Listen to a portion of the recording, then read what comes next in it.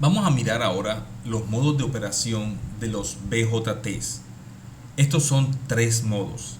El modo llamado corte o apagado u off. Un modo llamado activo en el cual él tiene la ganancia propia para poder amplificar, es decir, utiliza la relación con el número beta.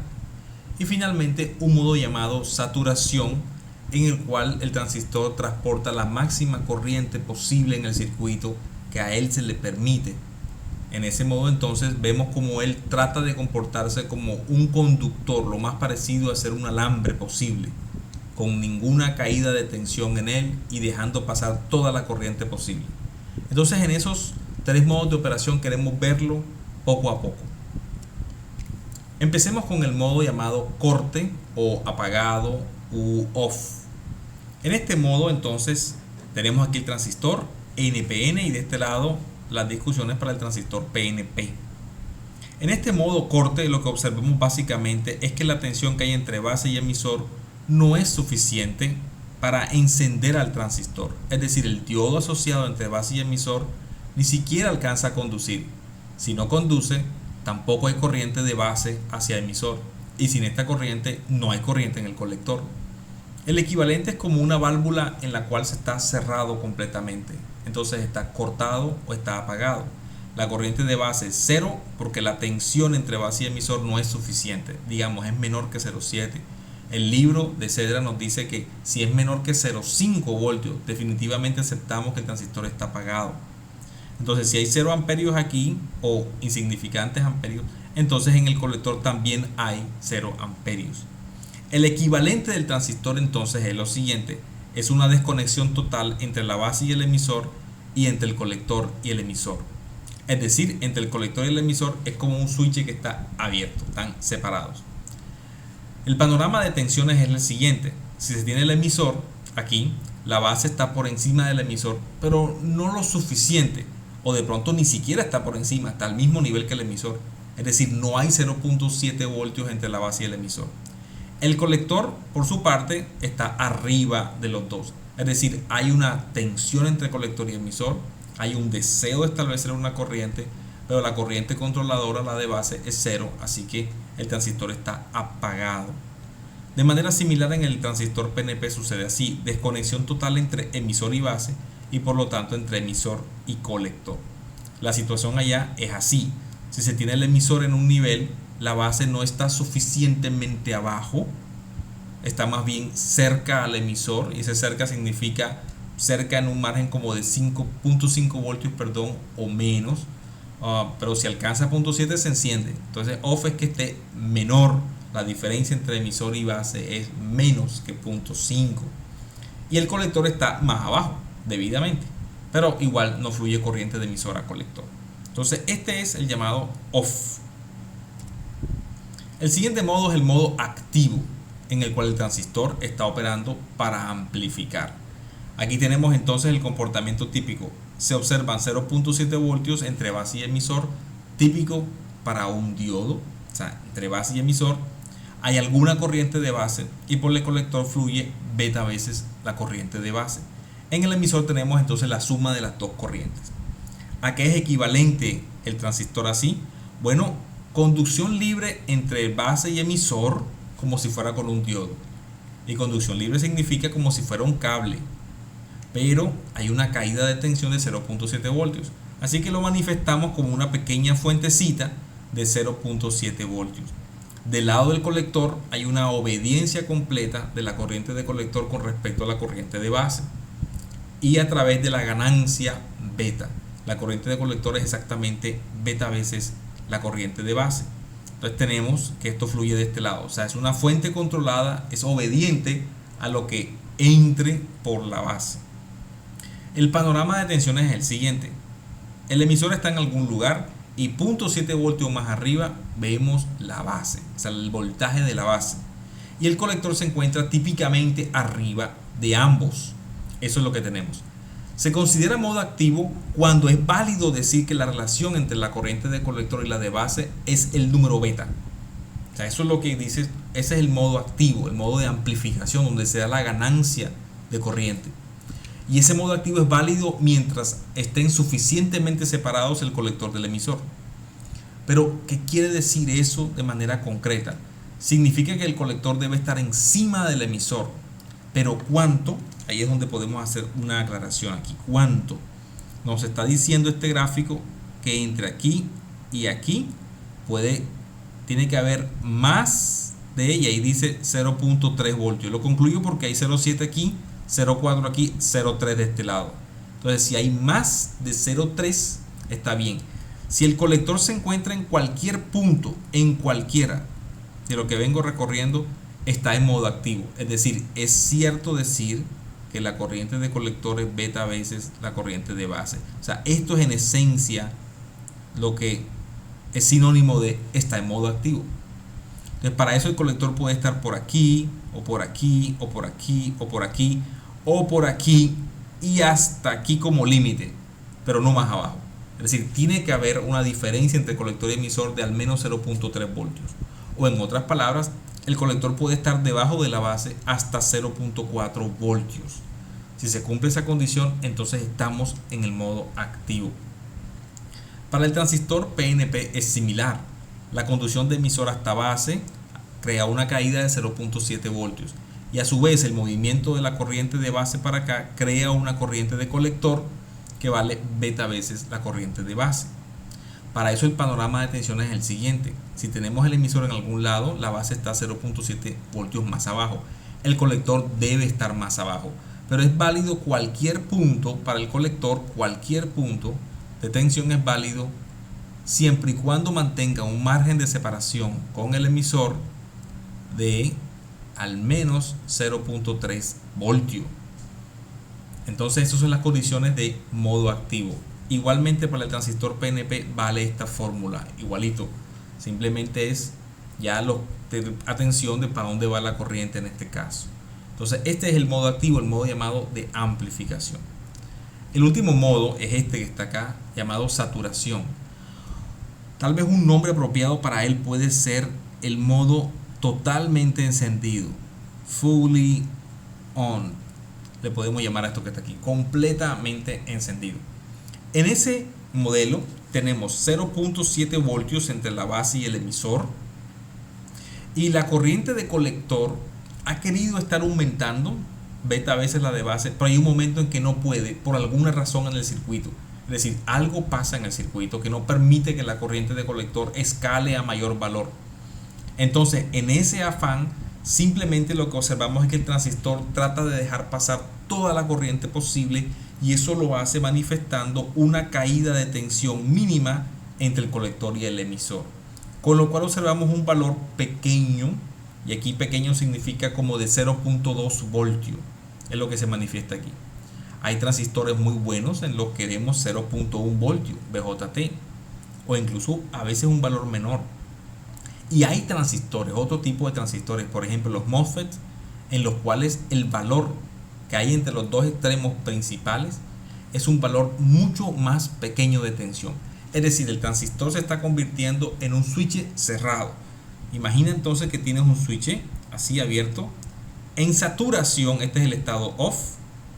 Pero ahora en saturación, el equivalente correcto es un alambre completo así. El switch está completamente cerrado. Entonces se caen casi nada voltios. 0.2, 0.1 y pasa toda la corriente que pueda.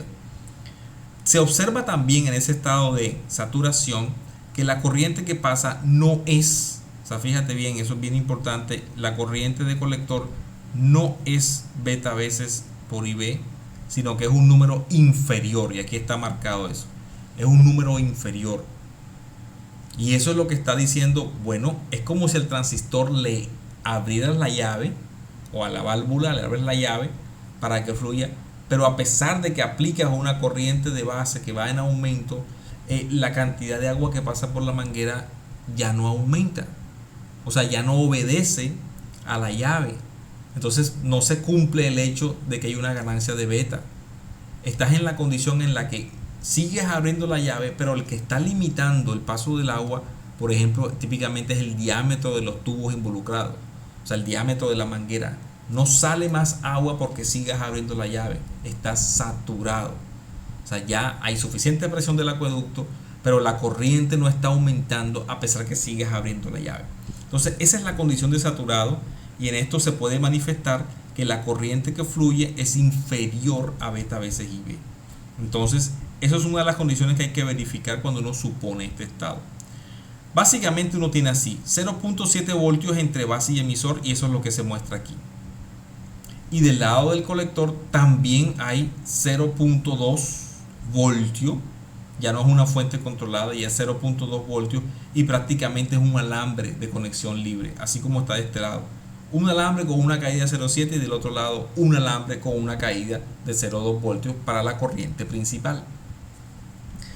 La situación se ve como la siguiente en este diagrama de tensiones relativas. El emisor está aquí, la base está 0.7 más arriba, aquí está, pero el colector está bastante cerca del emisor, y bastante cerca significa menos que 0.3. O sea, está bien cerca, típicamente 0.2. Eso es la condición de saturación cuando se ve las tensiones. Si se trata de un transistor PNP, lo que vemos es lo siguiente: el emisor está arriba, la base está 0.7 más abajo, muy bien, pero el colector está bastante cerca al emisor, o sea, está bastante elevado, está cerquita. ¿Qué tan cerquita? Un intervalo, una diferencia menor que 0.3, típicamente 0.2 voltios, pero emisor arriba, colector abajo. El equivalente sería aquí 0.7 voltios aquí y 0.2 voltios aquí. Ahora, como la corriente de colector y la de base no están relacionadas por beta, entonces uno dice, bueno, ¿qué puedo yo también decir de la corriente de colector y la corriente de base? Ya no están relacionadas por beta, pero entonces sí a veces interesa que nos digan, bueno, pero la corriente de colector, ¿cuánto es la corriente de base? ¿Es 10 veces, 5 veces, 2 veces? Esos son como unos nuevos números a los que se le llama beta forzado. Por ejemplo, un valor típico de beta forzado puede ser 10 veces. O sea que la corriente de colector es tan solo 10 veces la corriente de base. Más bien no hay que mirarlo como que la corriente de colector no fue capaz de subir. Miremos como que la corriente de colector es la máxima posible en el circuito, y la corriente de base por su lado es muy fuerte. O sea, la has estado incrementando, pero la corriente de colector no ha podido responder. Así, normalmente tienes la corriente de base aquí y la de colector acá, beta veces más grande. Entonces sube la corriente de base y sube la de colector. Las dos cosas suben, así, en su respectiva proporción. Pero ahora la corriente de colector alcanza algún techo, algún límite que no puede pasar, y eso es dado por el circuito. De alguna manera no permite, como así se dan el diámetro de las mangueras en las tuberías, y es lo que limita el chorro. Acá sería como la presencia de algún resistor cuya caída de tensión no deja que la corriente siga subiendo. Entonces la corriente de base sube, la de colector se atranca en algún valor y la de base puede seguir subiendo. Entonces se nota que está como muy grande con respecto a la de colector. Se nota que ya no cumple la relación beta, y es porque se está inyectando una cantidad excesiva de corriente de base y no se está viendo un incremento en la corriente de colector. Esa es la condición de saturación, que es como cuando tú abres la llave y no está aumentando el chorro, y sigues abriendo la llave y no está aumentando el chorro. Estás en la condición de saturación. Entonces ese beta forzado típicamente es un número así como 10, aunque no es una obligación ni es una constante del transistor. Es simplemente la relación que momentáneamente hay entre la corriente de colector y la corriente de base. Cuando miramos esos tres modos de operación del transistor, se forman tres zonas en la relación de corriente-voltaje en un transistor, en las curvas características o las relaciones de corriente o tensión. Entonces aquí están. Para cuando la corriente de base en este circuito es muy pequeña, o sea, pequeñísima, el transistor ni siquiera se enciende. Entonces el voltaje que está aquí entre base y emisor es pequeño. Entonces corresponde a esta parte de aquí. O sea, corresponde a la parte de corte. La corriente de colectores es muy baja, que podríamos decir es despreciable o que es cero. La corriente de base es cero o despreciable. O la tensión base emisor es muy baja, entonces simplemente estamos acá abajito, corte. O sea, cuando las curvas dan cercano al cero. Por otra parte, cuando tenemos suficiente voltaje colector emisor, como por ejemplo aquí escojamos el 8, y empezamos a dar corriente de base, pues producido por la tensión que tenemos aquí. Entonces estamos escalando en esta curva y decimos estamos en el modo activo. Aquí el transistor es obediente.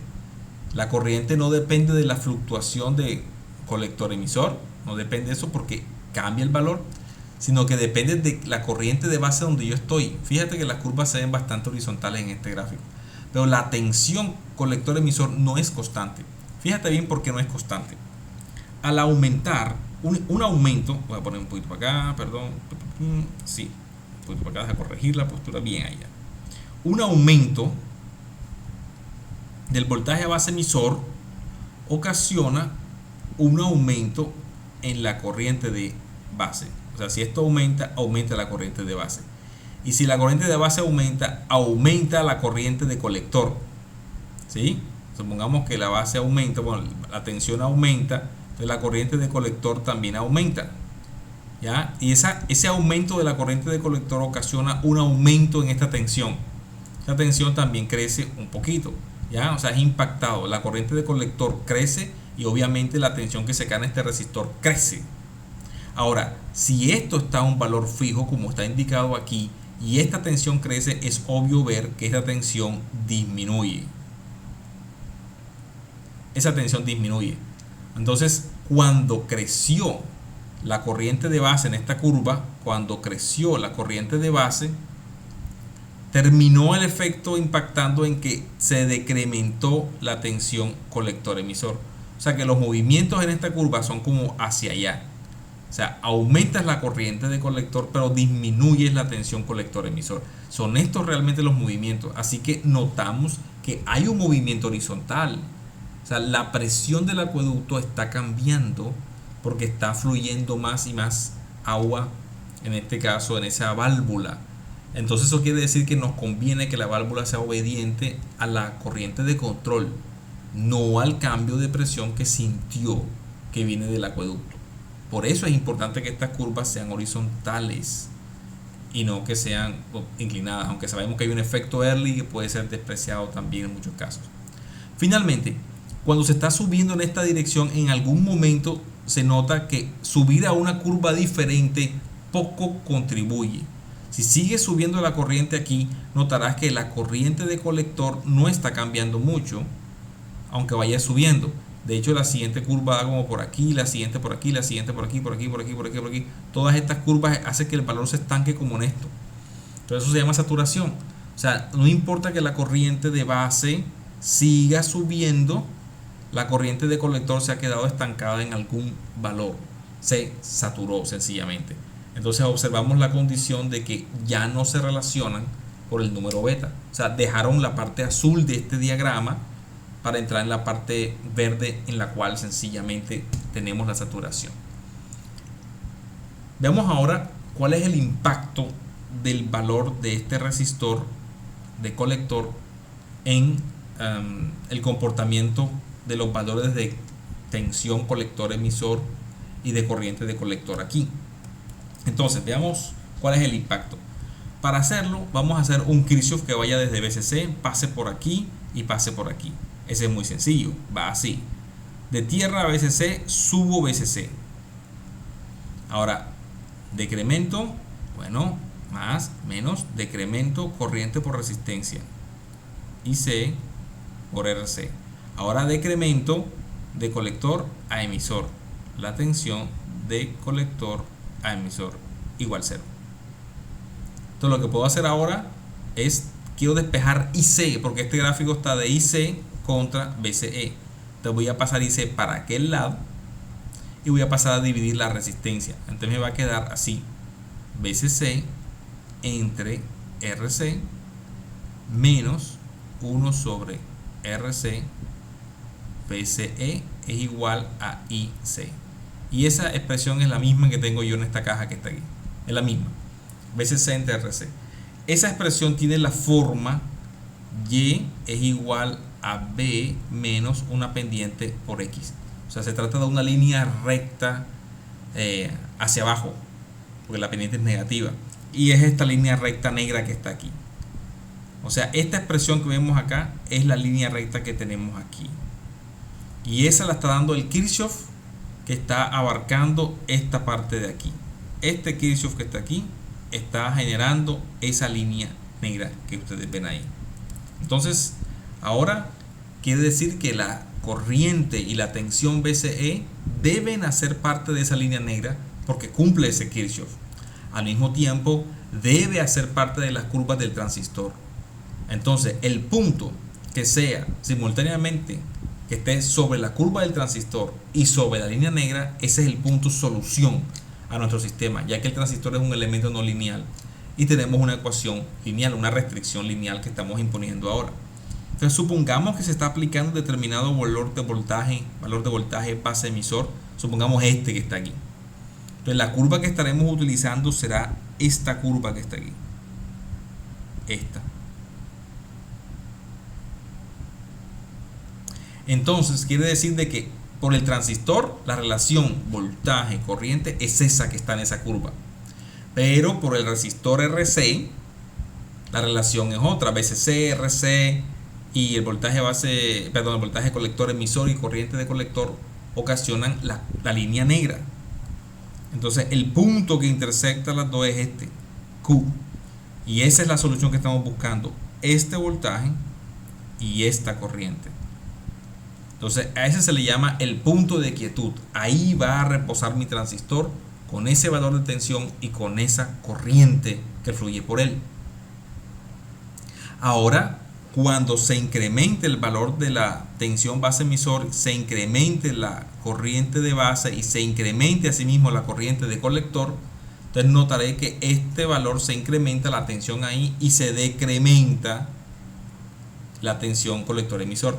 Claro, eso ocasiona un incremento en la corriente de colector, o sea, voy para arriba en la corriente de colector, para arriba, pero decremento aquí, o sea, el movimiento resultó ser hacia acá, pero también hacia arriba. Eso significa que el movimiento está a lo largo de esta línea negra hacia acá, así. Ese es. Entonces, cuando se incrementa la corriente de base, o sea, o se incrementa la tensión base emisor, me estoy moviendo a otras curvas, como ustedes lo ven aquí, así. Me muevo a otras curvas y esas otras curvas lo que van haciendo es que me da este punto o me da tal vez este otro punto de aquí si llego hasta el extremo que tengo acá, hasta aquí, hasta este punto de aquí. Me muevo para allá, para allá. Pero ahora, si decremento la tensión base emisor, voy para acá y después voy para acá, me muevo a este punto y me muevo a este punto. Es decir, la corriente de colector disminuye, o voy para abajo, voy aquí. La corriente de colector es más pequeña, esta tensión es más pequeña y esta tensión crece. Entonces me muevo para acá. Entonces mire cómo uno se mueve aquí de esta manera. Entonces me muevo para acá y para acá a lo largo de la línea negra. Entonces mire que aumentar la tensión base emisor, es decir, aumentar el control a mi válvula, implica un cambio en la presión que la válvula recibe. Y eso es inevitable, esa es la manera como opera. Entonces, por eso es importante que el transistor sea obediente a la corriente de control o al voltaje base emisor de control, pero no a las fluctuaciones del voltaje colector emisor. De ahí es la importancia grande. Entonces, hemos visto cómo RC crea esa llamada línea de carga. De hecho, este es el nombre que le dan aquí. Vamos a señalarlo en otro color aquí. Línea de carga o curva o recta de carga se puede llamar. Y la pendiente de esa recta de carga es menos 1 entre RC, como lo vemos allí.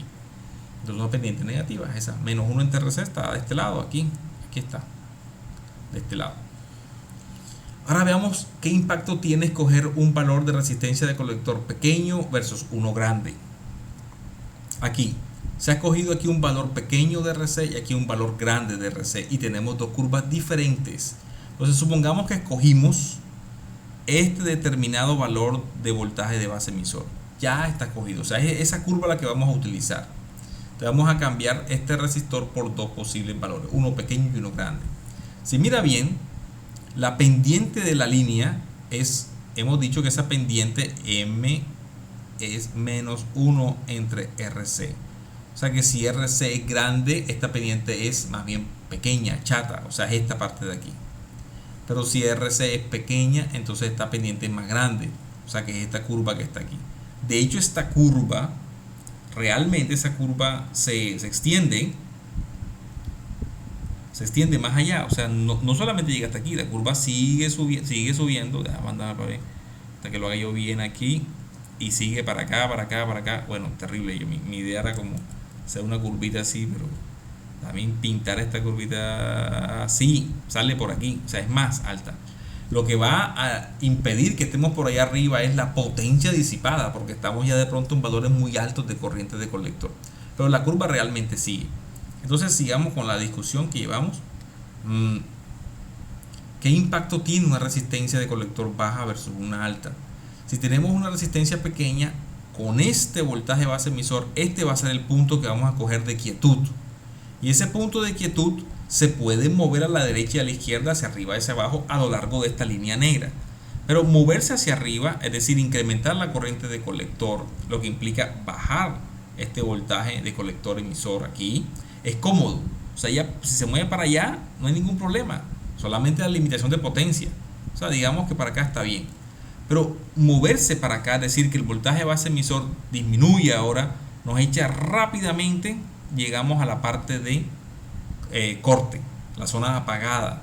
Entonces esta parte no quiero operar aquí, no quiero acercarme a esto, porque obviamente se apaga el transistor. O sea, con un pequeño movimiento aquí de voltaje base emisor, inmediatamente llegamos hasta acá, hasta la parte cerca de lo apagado.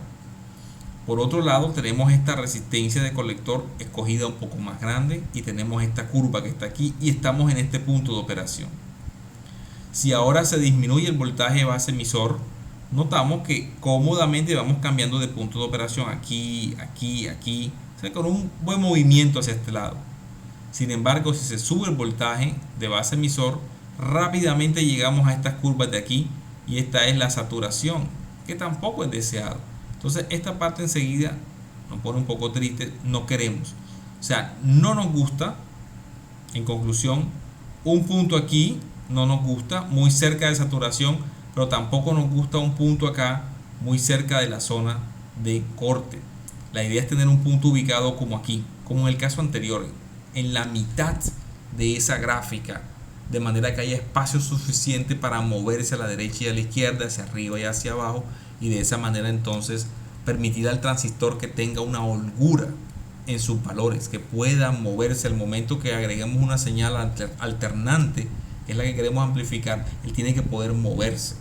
Así que la escogencia de RC debe ser la resistencia tal que te permita movimiento, porque lo que viene después será análisis de señal, de pequeña señal, del movimiento de la variante en el tiempo, y queremos poder siempre permanecer en la zona activa. No queremos que en ese movimiento se vaya al corte o a la saturación, y esa es la parte que hay que aprender de esto. Entonces hasta aquí podemos llegar con los modos de operación y con el impacto del resistor de colector en el transistor.